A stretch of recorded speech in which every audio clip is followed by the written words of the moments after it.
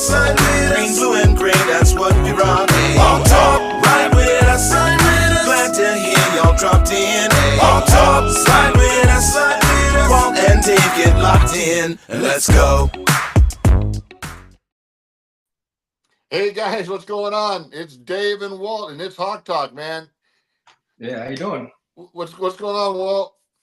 Not much. Just a little football practice. We got our first game of the season on Thursday, so just preparing, getting ready. All right, so you haven't had a game yet? Nope. We had a scrimmage last week, so we got our first game Thursday. All right. Well, you guys follow the show. Walt and I usually take some time, rehash, catch up, talk, but this week we got a special guest, and he's got to take off early. So what we're going to do is we're going to get our special guest, Legion of Boom, Super Bowl champ, future Hall of Famer, Earl Thomas in, and then we've got coming up in a couple of minutes, Norb, fan of the year. Everyone knows Norb. It's going to be a great show as we kick the season off. Hey, Pete, will you bring Earl in for us?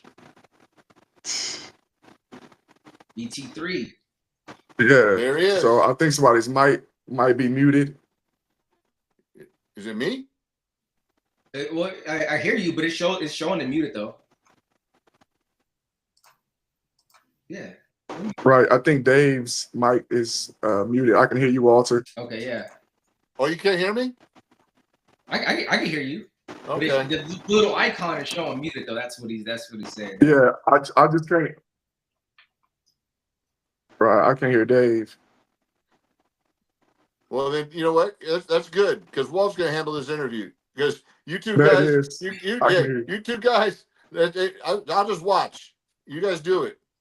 Yeah, man. Hey, so, what you been up to lately, man? I can hear you now, Dave. Okay.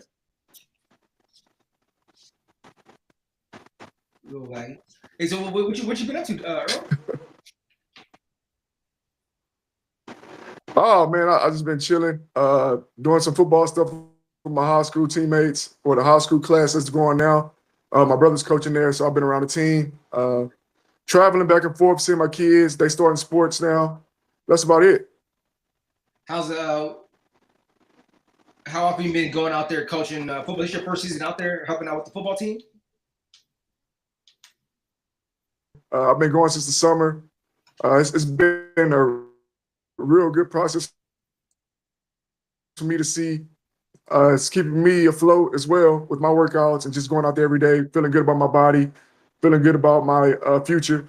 I want to be a coach, so I want to be a coach in the NFL. So my mind is always on that while I'm out there with those guys. So that's really the biggest reason why I'm out there. So yeah, that's good stuff. Yeah, it's my first year back into the on the turf.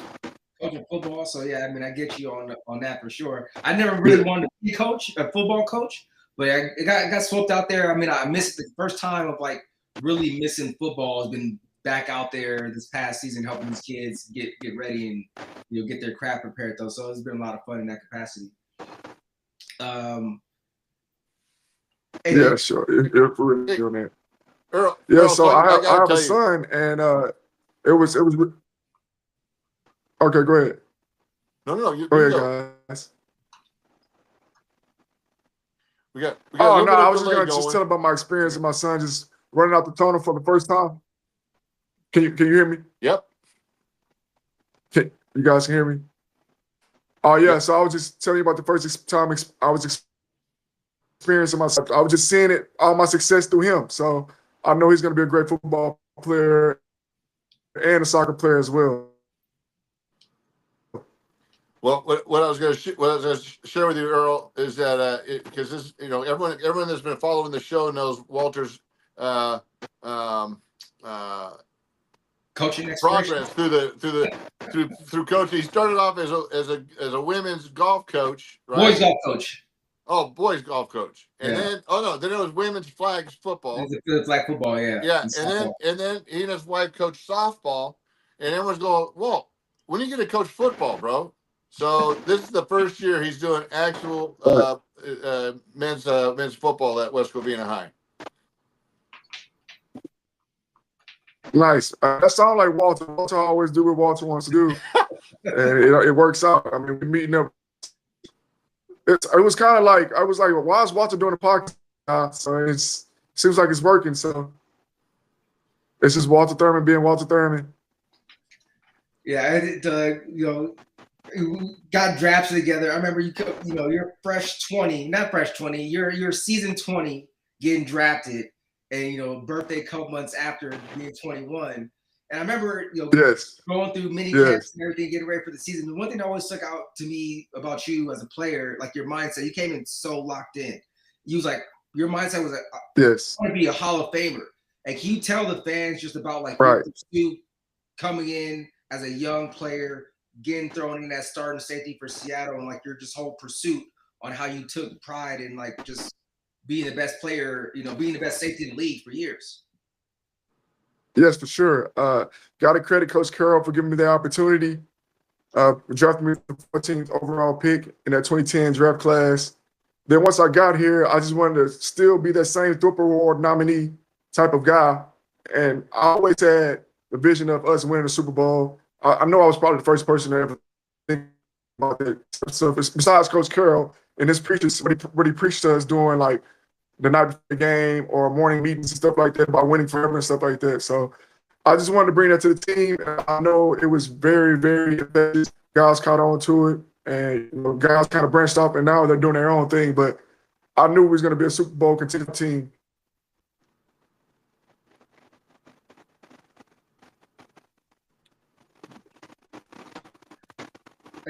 Like for like the young players watching, and like I know they're probably getting it firsthand from you, being coached by you. Like speak on your mindset for practice, because you were one of those guys that like you always stood out in practice. You would go 120% in games or in practice as if it was a game preparing though.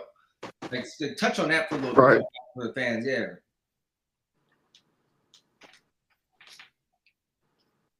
Yeah, so football is good looks. So coaches are giving you the answers in practice. So you just want to take advantage of those looks.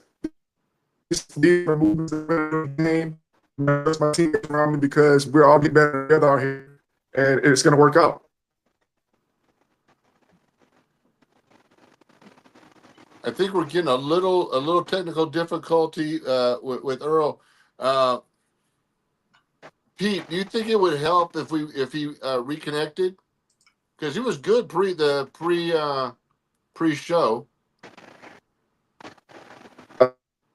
Can you hear me? Yeah, we can hear you. Walter, yeah. Yeah, All right, I'm good. Okay, no, we're good. A little bit better. It's just it's a little spotty. That's all. It's all good. Oh, and I was trying to read. What Pete was saying. So, when your rookie season, now, Walt, were you guys together in your rookie season? Yep. Okay. In that class, yep.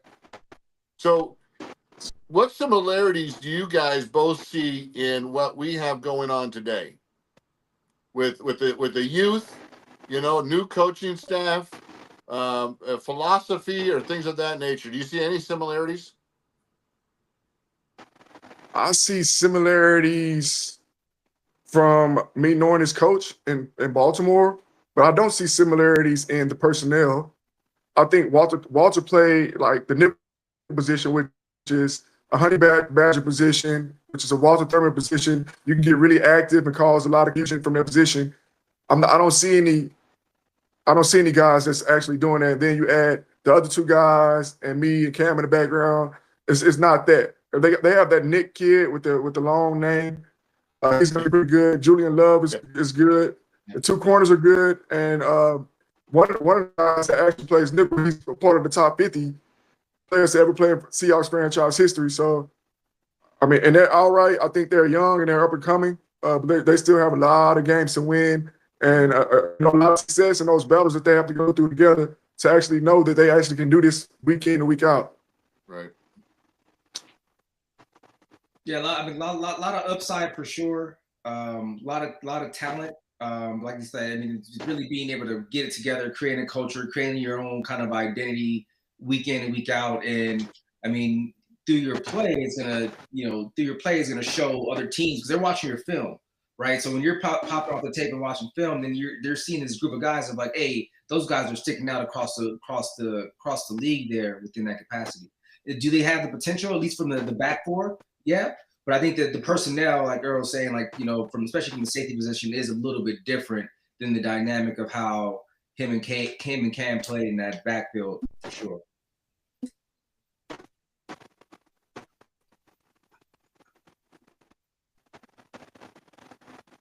I was thinking that I thought Earl was going to say something. So Earl, do you still do much with the Seahawks organization? Do you get involved with much what's going on?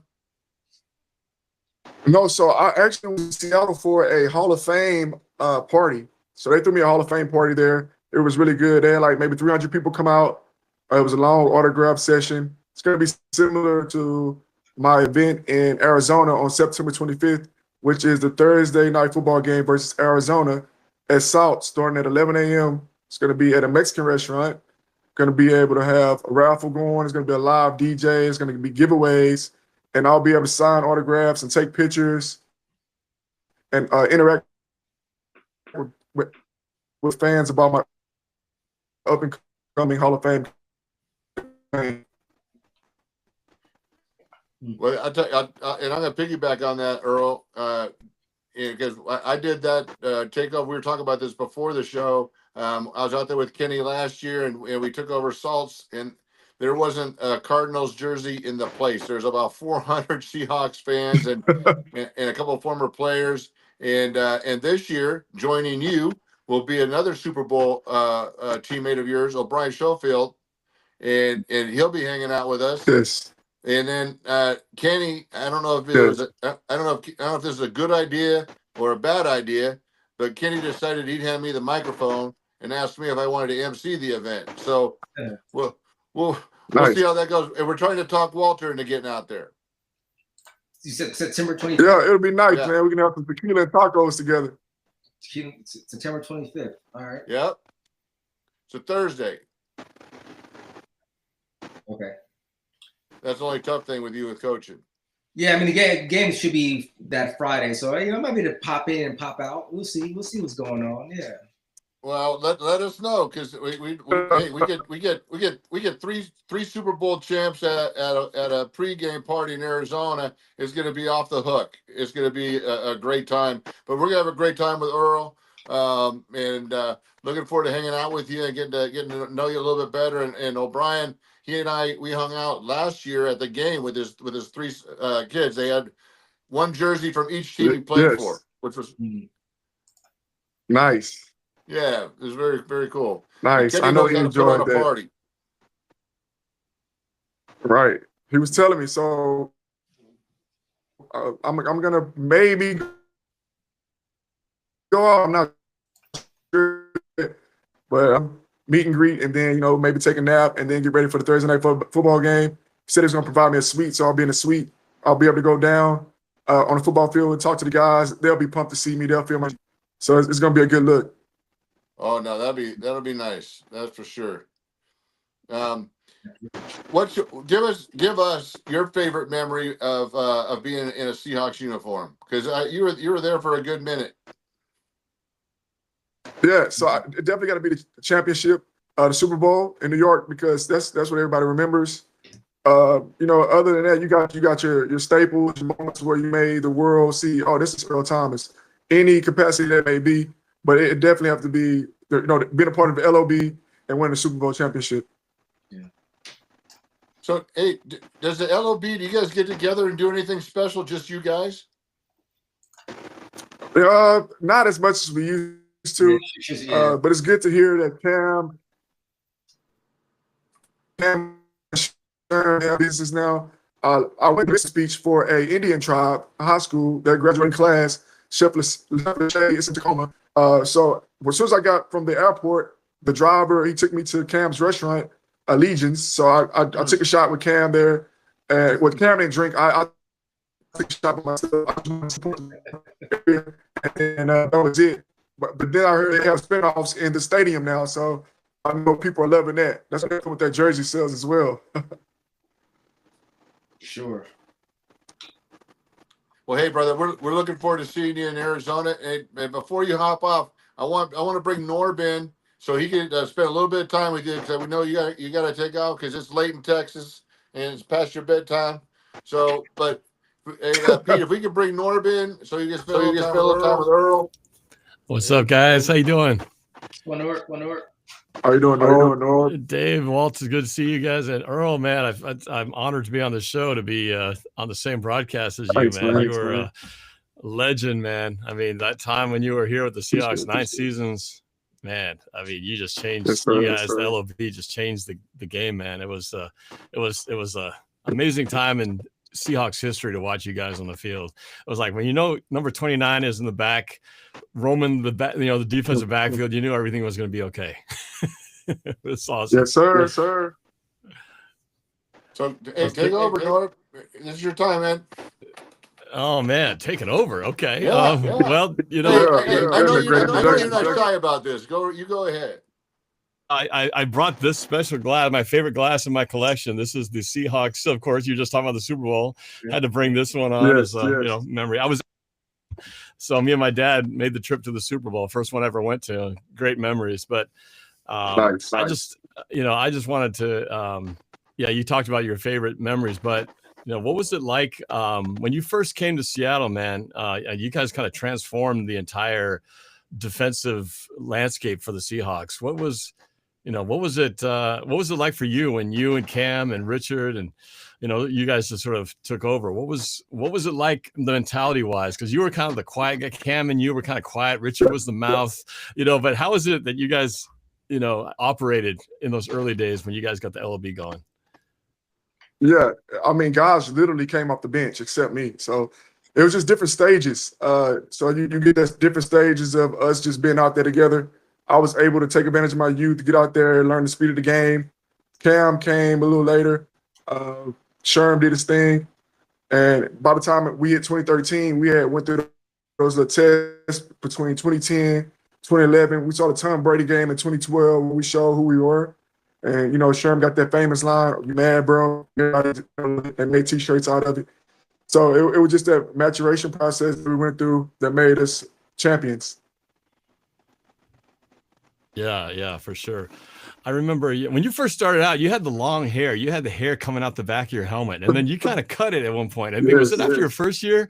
Because you looked very different. I remember it was like you could recognize you immediately. I cut it at 12. Yeah. Hey, Yeah. Earl. So I knew 2013, there's something I the year liked we about won. you. I had long hair too, but it was called a mullet. As white guys, it was a mullet. Oh yeah, for sure. But I invented it because I liked my hair long, but I didn't want it in my face. And so I walked into the hairdresser and I said, "Look, I want it long in the back and short on top." She goes, "Are you sure?"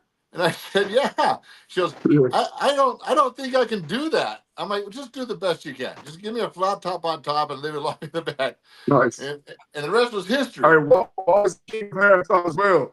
Yeah, Walt that's right. Crazy hairstyle. He had the flat top. Yeah, but Boz had it all colored up and stuff. He's too Hollywood for me. Earl, I think one of the coolest plays I remember you were involved in was, and Gronk talked about this, but when you guys played the Patriots in a rematch after Super Bowl 49, I think it was after that, you laid him out. He was going down the seam, and you like drilled him in the chest, and I think you knocked him out with a bruised lung or a broken rib or something. That was a pretty memorable. It wasn't obvious at the time what you did to him, but he talked about how that was one of the hardest hits he's ever had. I'm just curious, is there a play that stands out, or like a receiver that you really that stands out as one of the most memorable matchups that you ever had while playing with the Seahawks? Plays, I would say anytime a running back and strip the ball away, and it'll be a touchback. So I did it twice against the Rams, against quality running backs, and that's probably my most memorable play. The Gronk play was just me playing fast, not believing what Tom Brady was trying to portray, and showing why I was the 14th pick for the Seattle Seahawks. Yeah. That's right. You swatted the ball out. That was one of those ones where the running back or the receiver was trying to stretch his hand out across the goal line, and you swatted out at the last second, right? Knocked it out and got the ball back for the offense, right? Yes. Yeah. Talk about owning every inch of the field, and I was able to make the coaches proud and also make myself proud because we knew something was going to happen. You got to put yourself in that position and play fast, or you play hard, and you take walkthroughs and everything. Oh, Dropped out. and I think I've got an echo going. I think we have some technical difficulties today. Do I have an echo? No, and Norb, you're muted. And Fine, Norm's muted. Oh, Yeah, that's no, the it's echo. noise. You got two. Come on, Norm. You know. You got to turn one of these off. Oh my gosh. You guys are killing me. Norm's like this media expert, producing videos, and some of the funniest videos I've ever seen, frankly, is Gushimstein or whatever thing still is my all-time favorite. I think we've played it a couple of times on the show. It's so freaking hilarious. Yeah. Oh, ET's back. ET's back. Is this better? Is my echo gone now? Yeah. All right, there we go. All right. Apologize. Sorry about that. That's all right. Ain't rookies. So It's the now, first, so you're gotta get the rust reconnecting. off on the first game of the season, right? Oh, ET's bouncing in and out. It's former football players trying to do a show. What the heck? I think for the most part we do pretty good. Sometimes, like guys living in those remote areas. What town did he say he's in, Walt? He lives in Orange, Texas. Orange, Texas. That sounds like a small town to me. Yes, it's a small town. So is that where he's from originally? That's where he's from originally. Yeah. Oh, okay. I didn't hear an accent though, like a southern accent. No. Texas accent. Do you have one? I didn't hear it. I don't hear No, a southern accent from Earl Thomas. See, Sound pretty normal to me. That's right. I don't know how to do it that's proper southern close accent, enough. but What you been up to, Norm?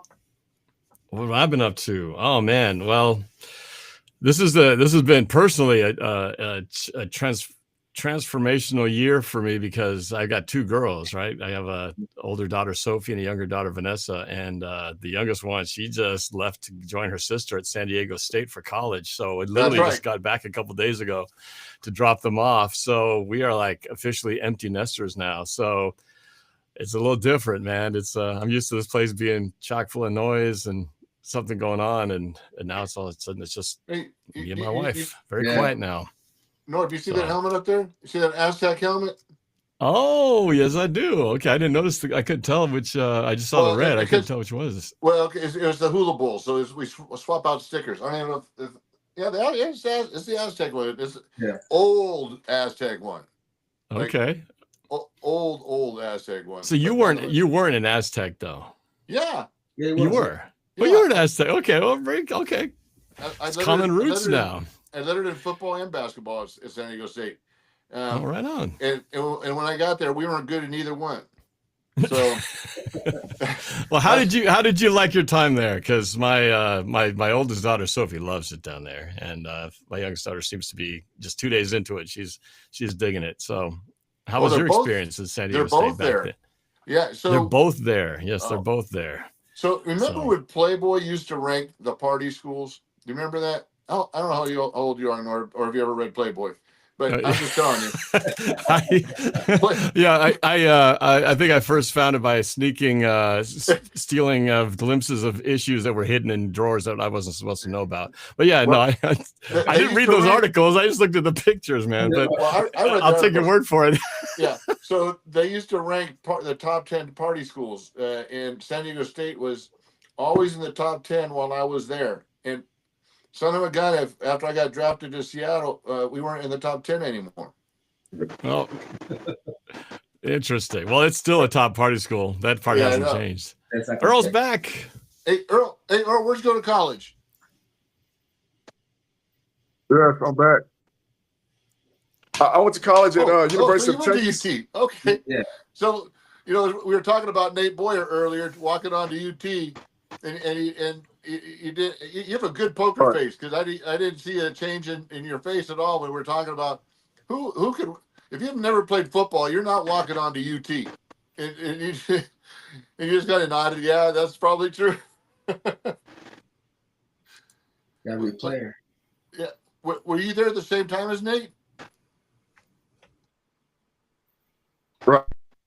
Well, Yeah, so it's cool to hear stories. It's cool. No, I only played in college and then I left. I want to see guys like that make it. You never hear stories like that. I think it embodies the flag for the national anthem when you do stuff like that. Yep. So it's cool to see guys like that succeed. Yeah. Especially so it's the American dream to play football. You go through all that stuff in your brain, and you get a chance to come out here with guys and kind of leave some of that stuff behind and start to rebuild your future. So shout out to him. Yeah, no, that's for sure. And it's great to see him. He's always at the Army Navy game, and he's always on the sideline at UT games, hanging out with Matthew McConaughey and the Undertaker. Do you ever get to UT? Do you get to UT games too? I haven't been to a UT game. I actually been to some like kids. I talked to Coach Sarkeesian, my old DB, he's a bad coach there now, Dwayne Akina. So they're going to keep winning a lot of games. I'm excited about this first game versus Georgia. It's going to be an early game. It reminds me of the Red River shootout type of feel. So I'm excited about that game. Yeah, you're coming out of the gate. Ohio State and UT. That's gonna be something. Yeah, it's gonna be a good game. Yeah, I think UT's gonna put it to them. National championship. We'll see. Yeah. So, I know you're kind of tell us what you got the girls off to school. What is the next video? What do you got going for this? You're running fan of the year again, or what do you got going? Well, yeah. So I mean, officially, I was fan of the year for the Seahawks in 2023. So it's coming up on 2 years ago now. So Yeah. Terry Fletcher is a reigning fan of the year, president Right. of the Kirkland Seahawkers, and we'll find out who it is for 2025. But for me, now that school and the girls are all moved in, I can focus completely now back on football, and I'm excited. Obviously, we got our first game coming up a week from Sunday, but this is the time of year where I frantically start putting together my Seahawks music prediction video, and where I take a song from a different genre for every game, and I do like everybody does. We all predict, like, okay, I think the Seahawks are going to win the game 1, and they're going to win the game 2. They might lose game 3, and go through it. But I do it as a music video of one song per game, and make a parody of that song and change the lyrics to what the game's going to look like. So it's one of the biggest productions that I do. So I'm working on that right now in hopes of getting it out by the first game against the 49ers. So that's kind of what I'm focusing on this week. So it's a lot of work, but it's fun. You got a couple of weeks. It's kind of nice. You got it's taking the weekend off, and then September 7th. So you've been working on it. Over under 7.5 games. Where do you got the Seahawks coming in? What are you looking forward to? What do you like on the roster? That just came out today. Yeah. We know you're a big fan. We know you're knowledgeable. What do you liking? What do you really like? Where do you think we might have some weakness? Yeah, it's interesting. I think there hasn't been a lot of seasons where we've had this much uncertainty because there's so much turnover, especially on the offensive side of the football. I personally am very excited about where this team can go. I feel like, the biggest question marks are, will Sam Darnold be the Sam Darnold from last year during the regular season, or will he be Sam Darnold from the playoff finish that didn't go so well last year, or will he be the Sam Darnold from his rookie year till before last year? I think, and will the offensive line be better? Will our receivers step up, replacing, DK Metcalf and Tyler Lockett? This is what I think. I think I really like the scheme that Clint Kubiak is bringing to the Seahawks. Even when you watch it on preseason, right? The commitment to the run, bringing back the fullback, double tight ends. Mm-hmm. I just feel like with this scheme, and if we can run the football the way it seems like they're committed to running it, Sam Darnold isn't going to have to chuck the ball 30, 40 times a game and Right. throw for 300 yards. He might be good enough to throw it 25 times for 175, and we just run the football that crazy and just, old school, grind it out type of games. And I think that would be great because we have just been such a bad team running the football the last couple of years. And if we could have just run it just like a mediocre level last year, we would have been in the playoffs. We should have been in the playoffs last year at 10-7. Yeah. So I think our offense is going to be better than last year. I think our defense, which really turned around and improved quite a bit from the start of last year to the end of the year, I think that's only getting better with, I think Earl mentioned, I think he said the defender with the long name. I assume he's talking about Nick Immanwori. That dude is a baller, man. He's going to be fun to watch. I think he's going to be a real game changer on the defensive side. Gray Zabel on the offensive side of the football, it's been fun watching him because he's just like a road grader, man. He's just like, when he keeps bodies off the quarterback and the running back. So I think, I think the defense is going to be as good as last year or taking even a step above. And, I think, again, the scheme will really tell what it's going to look like, a commitment to the run with less pressure on the receivers, which is good because, we have a lot of question marks at receiver right now, knowing that JSN, he's kind of like the guy that we know is going to be the guy, but he hadn't had to be the guy. But now he is the guy because last year we had so much company around him. But we got Cooper Kupp coming in. Everybody's asking questions like, oh, yeah, he's great, or he was great a few years ago, but now he's banged up. Which version are we getting? So, again, those are the questions we don't know, right? What version of it will it be? But I tend to be a kind of a glass half full kind of guy. So I feel like, with the scheme, it's going to make it to where these guys are in a position. They don't have to be incredible. They don't have to be top in the league because they just have to be good enough where the run game will balance them out. So with that said, I feel like the Seahawks will be just as good as last year or a tad bit better. Definitely better than 500. I think better than 10-7. 12-5 might be a bit of a push. So I'd safely say unofficially that I think if they finish 11-6, I would not be surprised. Whereas I think the rest of the critics out there would be like, wait a minute, they're only supposed to win 5 games this year. What the hell is going on in Seattle? Yeah, I agree with you on a number of facets. And the one thing you touched on was that offensive line. And, doggone it, man, it's tough to run when you have 5 offensive linemen and you're spread out and you got a single back.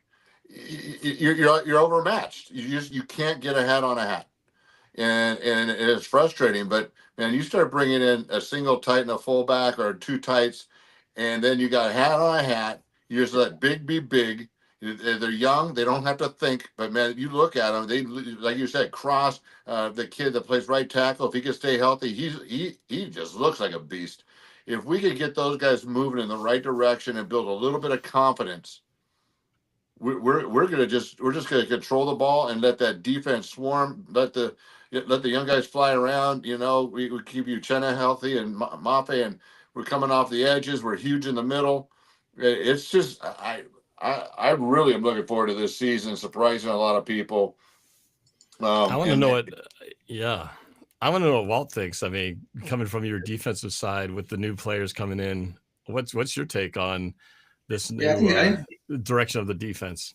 I think the defense would be better than last year. I mean, because you have some of the guys that are a little bit younger, some of the rookies right there. Brian Murphy, right? He's getting back in the second year, so he knows what to expect. He knows the grind of, what a whole season looks like, being able to just kind of take care of his body and kind of really produce there.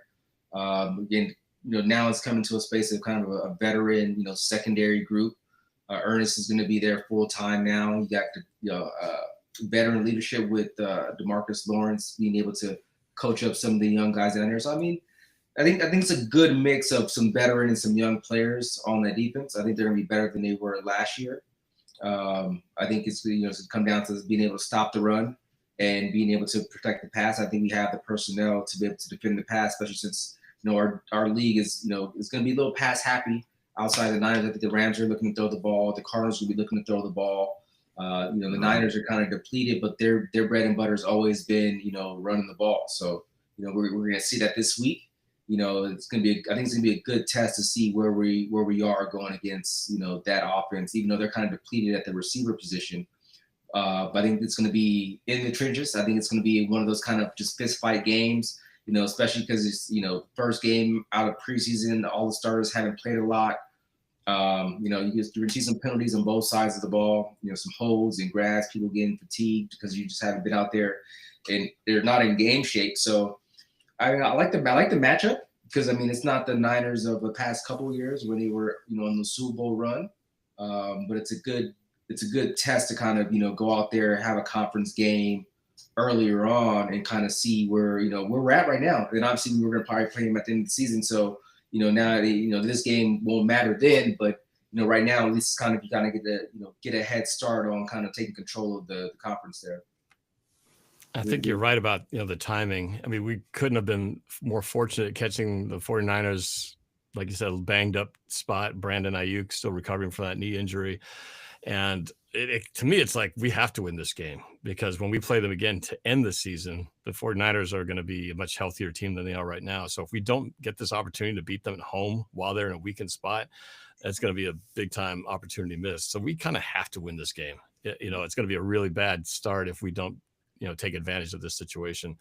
And the season is so short, right? It's not like baseball where you got 162 games and, oh yeah, we lost that one. That's all right. We'll pick it up next time. It's like each game division wise, so much importance. And, the struggle that we had, we were lucky to have beaten the 49ers last year with that game where Geno got that last second touchdown. Mm-hmm. But we should really, if they are what we hope that they're going to be, we should be able to put a much better fight up against the Niners this time, especially being with the injuries that they have. So, yeah, I know it's a lot of question marks, but man, I for the most part, I'm really excited. It was just fun to watch. It didn't matter who was at quarterback. The run game just looked really good. Mhm.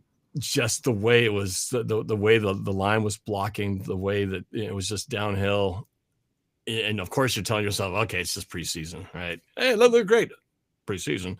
But if that is any indication of what it's going to look like when we get our starters in there, when we get Ken Walker back there, when we get Charbonnet back there and all the starters, you just hope that this is going to translate to the same thing that we were kind of seeing from an overall scheme standpoint. Because what I saw looked really good.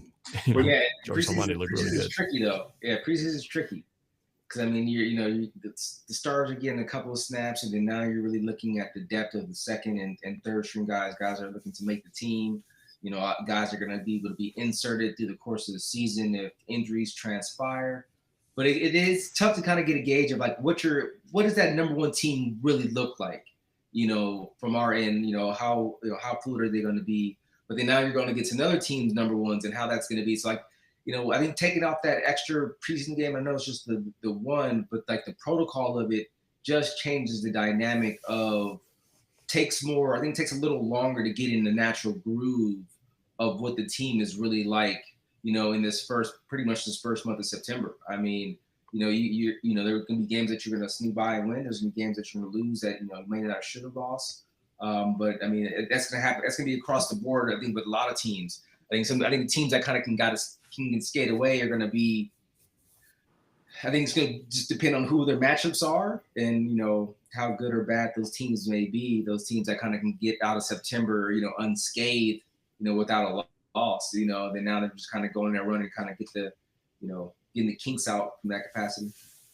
So I'm going to ask you experts a question, man, because, Sam Darnold is, I got a friend of mine, Mark, he's like, man, all I saw Sam Darnold do is one drive, and that's it. I don't know if this guy's going to be as good as everyone thinks he is. I didn't see enough of him to believe that he could do it. Yeah. So, but I know it's that whole thing, like you don't want to play your starter because if he gets hurt in the preseason, you're like, what the hell were you doing playing him? That was a stupid thing to do. But then you don't see the reps too. What do you think about our quarterback? We've only got the past to see what we think of him. What do you guys predict to be? No one knows for sure, but what do you guys think?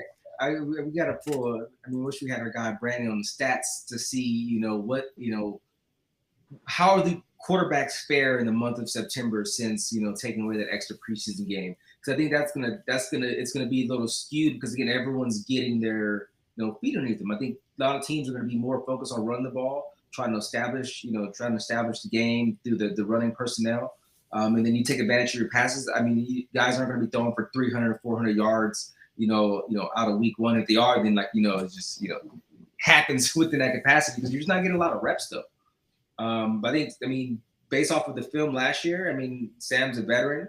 I mean, he had a very successful, year. If you're just looking at it a whole and just blanket and not looking at like how he started and how he finished. I mean, through 4,000 plus yards. I mean, that's not shabby, And I think, it's kind of similar to where he was in Minnesota, to where he had a good running game that kind of helped him benefit, and obviously had the number one receiver. But I mean, I think we can have a potentially good running game as well, and then we have, a couple top 10, top 15 receivers, within our stable within that capacity. So I mean, it could fare out, similar to him being efficient, but I think it's also going to come down to, it's just not on his shoulders, right? Like they always, what are those five guys going to do in front of him? Because I mean, you can't throw the ball if those guys aren't blocking and protecting well, or creating lanes to run the ball. And that's what happened to Sam towards the end of the season. If you remember, I mean, he was getting hit almost every other play. Yeah. And then no quarterback likes that, and they start getting those happy feet. They don't feel comfortable in the pocket. But I kind of equate his season last year in Minnesota to like what Gino did in his first season with us. It was like he came in with zero expectation because he kind of struggled with the previous teams. He didn't have a real great win-loss or really much. He's just kind of has been a quarterback in the league, and then he just has no expectation. He just was back there just playing football. Yeah. And then if sometimes as soon as quarterbacks take on that pressure of, oh, I am that good and I am going to win the game for us, I am going to do it. Then they get puckered up and they suck. So I mean, it takes a special breed to be able to sit back there and be the man and not get stressed out, over grip, force things, make bad decisions. I think that Sam's not going to be in that role. I think he's not going to have to be. He just has to manage the game, and he certainly has the athletic ability to do that. My question is what have you guys thought about Milroe? Watching him play, what did you think, Norb? Well, me? Okay. I haven't watched him play, so I can't speak to it on that. So I didn't get to watch the last game where he played the full time against the Packers because that was moving day for me. So I was busy moving the girls in. But I watched highlights later. That's right. I would say so. Jalen Milroe, he's definitely an athletic wonder. This guy is fast, explosive. He can sling the rock, but I think right now he's still kind of a project. He's still rough. I think his decision making is a little bit. It takes some time to process what's going on. And so I think a lot of people are like, oh, I think he's going to be starting by week 4. Hold your horses on that one. I think Drew Lock looks really good for a backup right now. I think if something happened to Sam, I think Drew looked really good from all the preseason I saw from him. Yeah. So it's very reassuring that we don't have to worry about Milroe having to come in and be like, okay, dude, go win some games for us now. I think it's good that he has time to kind of learn from these guys and develop into it, because he definitely needs that time. But I think he's got that potential. I mean, I remember Lamar Jackson when he first came into the league. They're similar in the way that they're run and explosive. And I don't think Lamar Jackson wasn't the thrower that he is now. When he first came into the league, he kind of had to develop that part of his game. And now look at him, MVP level guy who's missed the Super Bowl opportunity by that much. And I think Milroe could become that in a year or two. I think if he develops that aspect of his game, because for sure the mobility part, you just want to see him hold the football, right, and just run, because when the guy gets out in the open field, he is fun to watch. Yeah. And I think the Seahawks know that, and they're going to try to make some plays for him, which will be fun to see every once in a while. And Sam's on a 3-year deal. Right. So, I mean, it's not a long-term stint that they're looking for, especially you draft a guy like, Milroe, and, maybe you're looking at him as being that potential, compete to be that franchise guy, and learn underneath a veteran quarterback, because Sam is a veteran quarterback, at the end of the day. And I think today's point is like, I think he's going to be a game manager plus. Because, I mean, you're not going to get paid, for $100 million for 3 years just to manage the game, though. You're not doing that.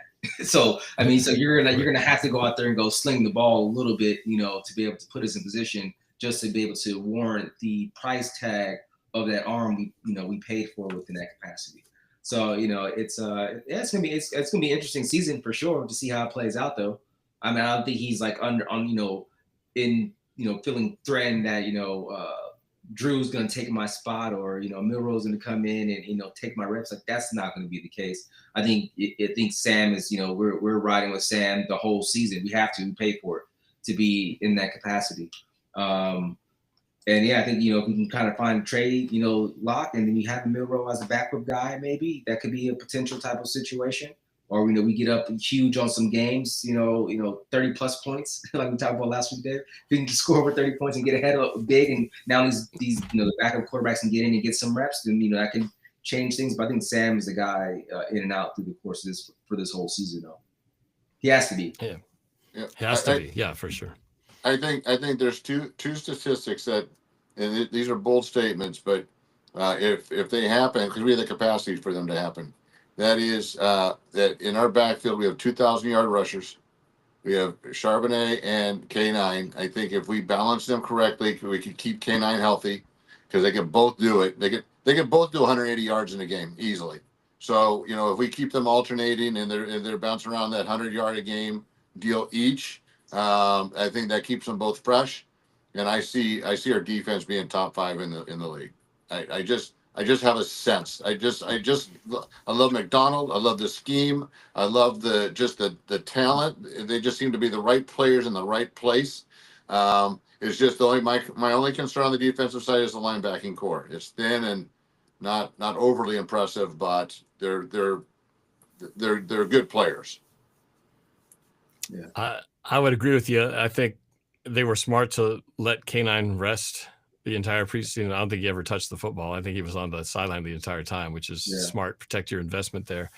But yeah, I think a lot like the way the Detroit Lions run the football, right? They got a 2-headed monster back there, and that has worked great to make Jared Goff an amazing fit as the quarterback for the Lions. When he left the Rams, he looked like, man, this guy's terrible. He's never going to succeed again. And he's found a better fit there than he did when he was with the Rams. And so if we can echo that sort of run game, I think that type of success is waiting to be had by Seattle. I'm going to disagree with you a little bit. When my concern on the defense isn't so much on the linebackers as it is the interior of the defensive line.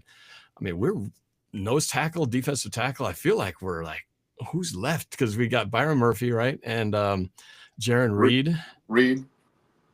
And who else? Who's else? Who in the interior of that? I mean, I've got Leonard Williams and Mike Morrison. These guys are kind of play. The center meat of the nose tackle, interior defense. I feel like we're a little thin there. And on the website for depth chart, there's nobody backing up Darren or Byron right now. That's what I'm talking about, man. So if anything happens to those guys, I'm a little concerned about that part. I feel like pass rushers, we've got our outside linebackers and defensive ends, we got bodies there, but the interior, little thin. So we're 2 weeks away from the season, and Walter, you probably know this better than me, because roster moves are not something I keep up on. Timing of stuff, cap space. All I know is we have cap space, and I think last I heard it was around 39 million, of money that we can spend. Is it typical, or does it happen? Do moves happen between now and the season starting? I mean, could we pick up that DeMarcus Ware, or not DeMarcus Ware, but you're talking about the other one, the guy who's unhappy in Dallas, right? Yeah, Parsons. Michael Parsons. Everybody's unhappy in Dallas. Everybody's unhappy. Yeah, everybody's unhappy in Dallas except for Dak. He got paid. Yeah. But he might. I think Parsons is probably going to end up signing anyway. It seems like a lot of these guys who held out, they all eventually, signed anyway. So I'm not sure if he did sign yet, or if he's still out in the open. He has not. No, he's not still not signed. would that be something that is a possibility that we could still make a move before the season starts?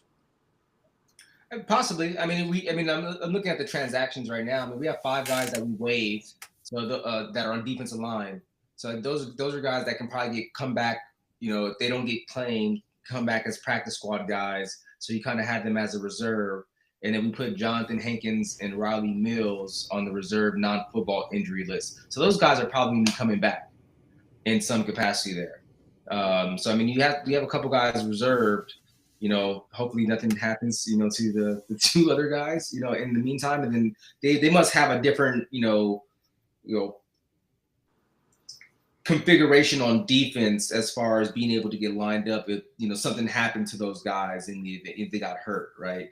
You know, different packages for the front, you know, maybe go 4 down linemen, and you can kind of get away and move some things around to where, you know, running the 3-4, you kind of, those ends are kind of like tackle bodies. So like, I mean, they're already playing on interior within that situation. So you can kind of get away and move those guys, interchange them, and go down to a 4-3. And, you know, you have Marcus Lawrence, you know, that he's already a defensive end, but he's just standing up in this defense to where now he can put his hand in the dirt and be an end there. So I think you can kind of configure it if there's some injuries that do happen within, you know, through the course of earlier on until Hankins gets back and kind of can create some depth in that capacity.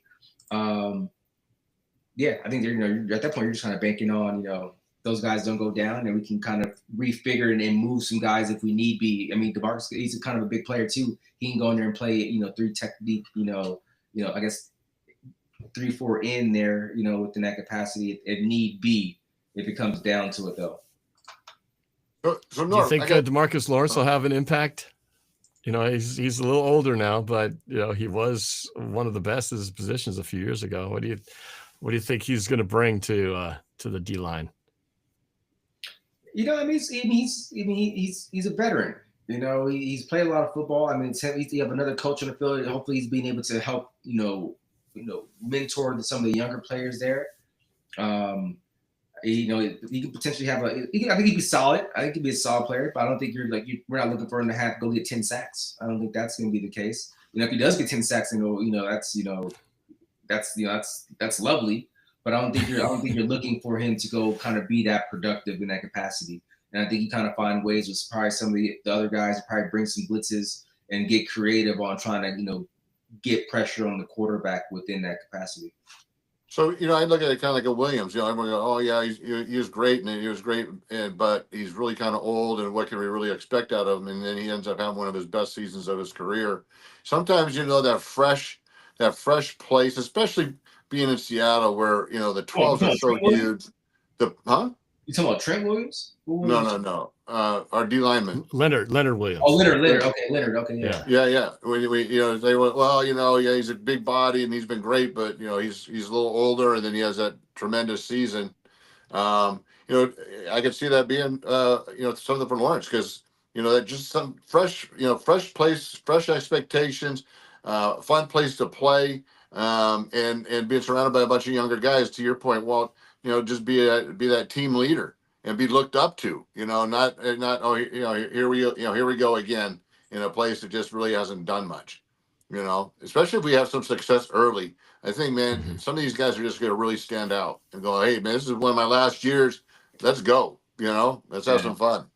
Well, DeMarcus Lawrence, he sure seemed excited to get out of Dallas. And so hopefully he's like really motivated to make an impact in his new home. So he seemed legit, you know, excited to be here. So I'd like to think that's going to be a little motivation for him to, you know, stick it to his old team and say, see, this is what a good team should look like. Yeah. So hopefully he can surprise us all with some, you know, late career performance that we haven't seen from him down in Dallas lately. So, Norm, do you ever get out? Do you ever travel to away games?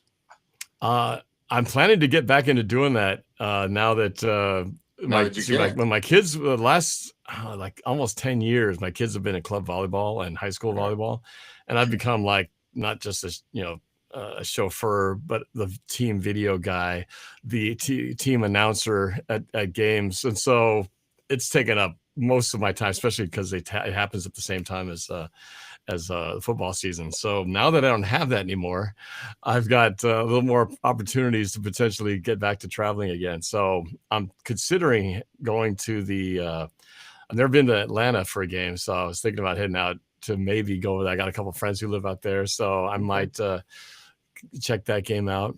Well, I was gonna try and talk you into joining us in Arizona. Well, I know and- Kenny's helping and set that up. So he told me about that. He's running it. We got Errol's going to be there, and O'Brien OB's going to be there. I'm going to be there. We're trying to talk Walter into making a road trip. It's only 6 hours from San Diego. No, maybe even 5 hours from San Diego, so you can pop in, see the kids. Roundabout trip. But have you ever done Arizona? Have you ever been to that that party? Yeah. Well, I was there for Super Bowl 49. So No, I'm talking about the takeover. the take. I haven't done the takeover yet. No, I've heard about it. I haven't been back to Arizona since that. So I need to go back and exercise the demons of the past, because some of the bad things that happened in that stadium. Yeah, I think people use that term lightly, a little bit. They go, "Oh yeah, we're doing a takeover." You show up, and it's like half of it or a third of it. No, there's like not a Cardinals jersey in 400 or 500. It's a huge spot. It looks like you're in Seattle. It's so cool. So when he says takeover, it legitimately is. It's a great time. You just walk over to the stadium for the game. So we might want to maybe just check the calendar. Just check the calendar and see if you. Yeah, no, I'm definitely intrigued. And my friend Margaret here is saying, Norm, come to Arizona. So I definitely got to think about that. Yeah, actually a few friends are watching. Rosie Williams is watching. So yeah, Rosie goes, and Norm and Kenny made I think maybe a bad choice, but he gave me the microphone and wants me to MC it. But I would love to have you help me with that, and maybe we could do. You could do some entertainment, because I get boring after a while. So, but it would just be a blast. That would be a blast. That's an offer that's very tough to refuse, man. All right, yeah. Ask Kenny where we're staying. We'll do it. All right. Any other final thoughts? We're wrapping up on an hour. I wish we had a little bit better connection with Earl, because it was so clear. When we were in the pre-deal, I'm not sure what happened, but it was great to have him on. And and Pete, tell people about the giveaway we're doing. Producer Pete. So I'll botch it up. Well, he's got it in the chat. Oh, here he goes. All right. Hey, what's going on, everybody? Once again, we got the giveaway time coming up. So just want to highlight a couple things for everyone. We've been ramping up stuff just because of the start of the season. Dave's got the awesome merch and awesome stuff right there. So we got a signed Hawk Talk helmet. We've got the picture with Nate Boyer. MVP movie card. So you guys can do that. But I want to encourage you guys. Yeah, there it is. What is it? The Walter Jones. Walter Jones. Starbucks card. Nice. Starbucks always comes in handy. Autograph too. I don't know if there's any money on the Starbucks card though. But the autograph is worth more than the latte you're gonna buy with it. Yeah, if not, you gotta win it. We'll put some money on it. It'll be a surprise. We'll reload the card, right? Yeah. Hey, that's my. Hey, Peter, you're really nice with my money. That's awesome. Yeah, don't worry. Dave will load it up. We're already paying for shipping. Come on. Hey, tell them how they can win. Tell them how they can win. All right. Cool. So once again, go ahead and subscribe to Hawk Talk 12 on YouTube. Give us a follow at Hawk Talk 12 on Instagram. And then on the Instagram post, you'll see it. Tag 3 friends in the comments, and then tell us who your all-time favorite Seahawk is. And then we will have the winner announced. I believe it's next week, right? Yeah, so next week. So there you go. All right. We're going to do the season opener. That sounds good. And just subscribe to us on YouTube. We got to build that up. We just launched it, I think, towards the end of last season. So we're just starting to get some traction. We try to catch up to Norm. How many subscribers you got, Norm? On YouTube? It's 50 something thousand. I'm not exactly sure the total number. Yeah. 53-4. I need to get busy because I Yeah. spent so much time over the summer getting ready for this move that I haven't been doing as much content as I should. But now that the girls are moved in, it's go time, man. So football season, Good. things always pick Well, up. So if you're a subscriber of Norb, subscribe to us and come hang out with us. We'll send you something. We'll bribe you. We'll bribe you to subscribe to our channel. Bribe to we're not subscribe. going to dance or sing. We're not as entertaining as Norb is, but we'll talk some Seahawks football with you and hang out with you. Hey, thanks for joining us, buddy. It's always good to see you. My honor. Thank you for the invitation. And anytime, man. Of course. We'll see you in a couple weeks in Arizona. Walt, good to see you, brother. Yes, sir. And guys, looking forward to this season. Go Hawks. All right, go Hawks. Hawks.